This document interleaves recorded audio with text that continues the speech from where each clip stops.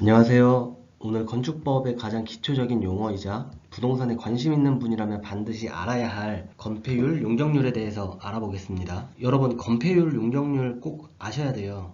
우리나라의 모든 건축물은 면적과 높이에 제한을 받는데 이 제한받는 내용이 건폐율과 용적률이기 때문입니다. 규제 내용 말씀드릴게요. 먼저 건폐율, 용적률 규제 내용입니다. 먼저 국토교통부령으로 1차로 건폐율 용적률이 정해지고 2차로 시도조례로 정해져요. 제가 예를 들어서 설명드릴게요. 보시듯이 국토교통부령으로 정해진 게 이거예요. 그러면 전국의 모든 시도조례는 이 안에서 건축 규제를 적용받아서 건축행위를 해야 돼요. 큰 틀은 이 값을 지켜야 된다는 의미고요. 그 후에 오른쪽에 있는 시도조례로 다시 정해져요. 즉 1차로 정해진 틀 내에서 2차로 각각 시도조례에서 지자체별로 건폐율, 용적률 값이 정해지는 거예요. 예를 들면 서울지역이죠. 이 서울지역 건폐율 값이 경기도 수원에 있는 건폐율 값이랑 다를 수 있어요. 시도조례이기 때문에. 그렇기 때문에 신축 부지로 건물을 매입하는 분들은 국토교통부 값으로 알고 계신다면 건물에 위치한 지자체에 문의해서 시도조례에 의한 건폐율, 용적률을 반드시 알고 계셔야 돼요. 이제 건폐율을 알아볼게요. 건폐율은 대지면적 대비 건축 면적 비율입니다. 건폐율 80%. 사진을 보시면 대지면적 100, 건축면적 80이라는 겁니다. 옆에는 30이라고 나오죠. 이거는 대지면적 30%를 올릴 수 있는 거예요. 계산식으로는 오른쪽 이렇게 되고요.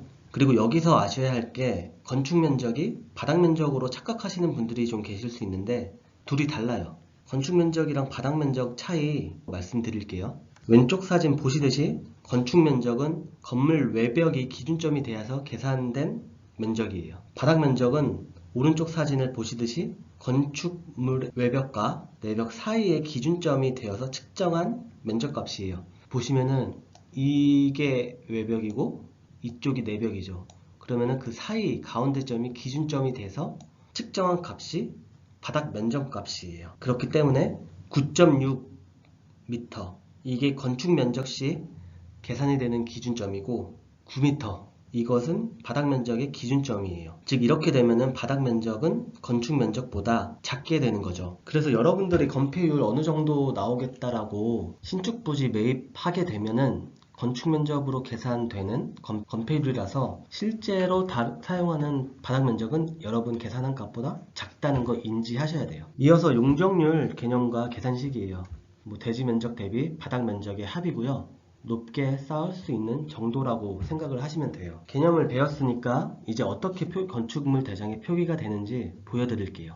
이 왼쪽 건물 저희가 알아보려고 하는 거고요. 오른쪽 지도를 보면 위치는 방배역 4번 출구에서 한 50m 정도 떨어진 곳에 위치해 있어요. 여기에 토지와 건축물 정보가 표기되어 있고 용도 지역을 봐야 돼요. 보시면은 용도 지역이 제3 일반 주거 지역이라고 나와 있죠. 그러면은 제3 일반 주거 지역의 규제대로 건폐율, 용적률이 적용이 되는 거예요. 규제를 다시 보면은 제3 일반 주거 지역이 건폐율 50, 용적률 300으로 나오죠. 근데 이거는 국토교통부령이고 서울 지역이니 서울시 조례를 보면 50, 250 규제 내용이네요. 건물이 이대로 잘 지어졌나 확인해 볼까요? 건축물 대장에 나오는 정보고요. 건폐율 49.57, 용적률 249.34%.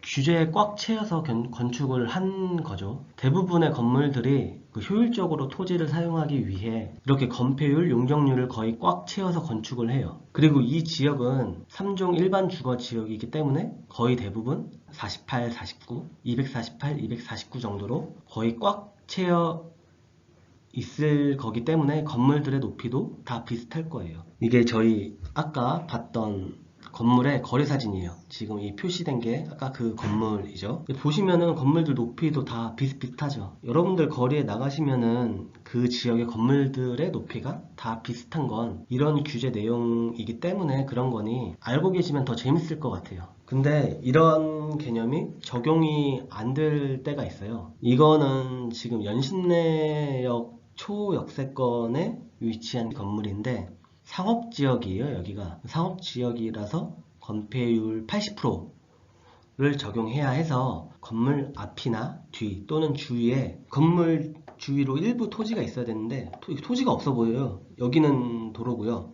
보시듯이 뭐 따로 이 건물에 갖고 있는 토지가 있어 보이지가 않죠. 그래서 제가 토지에 건축물이 어떻게 올라와 있나 건축물 크기를 보니까 이게 이 아까 KFC 건물이거든요. 이 겉에가 토지 모양이고요. 점선이 토지고 이 직선으로 된 이게 건물의 크기를 표시한 건데 보시듯이 거의 빈틈이 없죠. 이거 절대 80%가 아니에요. 이 정도면 거의 98%? 거의 100% 다 이용한 거예요. 빈틈이 거의 없잖아요. 그래서 건축물 대장에는 몇으로 표기가 됐나 봤더니 보시면은 건축 면적 0평, 건폐율 왜 0%지? 이거 좀 당황스럽지 않나요? 전 처음에 이거 왜 이런지 몰랐는데 이 이유가 옛날 건물이라서 그래요. 보시듯이 1969년이라고 나오죠. 이게 그 준공 연도거든요. 옛날 건물이라서